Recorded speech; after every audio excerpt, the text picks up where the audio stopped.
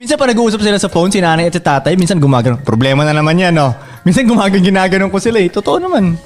Pero ngayon, naiintindihan ko na dahil napagdadaanan ko na ngayon siya eh. Lalo to si Frank, isipin mo mga sinusolve na problema nito. Magme-message pa tayo kay Frank ng problema din, di ba?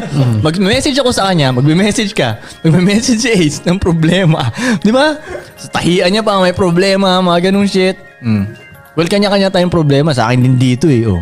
Bilang isa masakit yung puson, o isa nahihilo, biglang ganun. Mga ganun din, daddy. Normal nga siya eh. Normal talaga.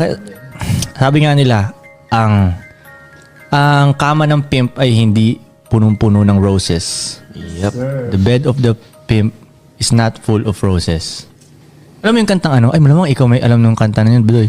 I wanna lay you down in a bed of roses. Doy, alam ko,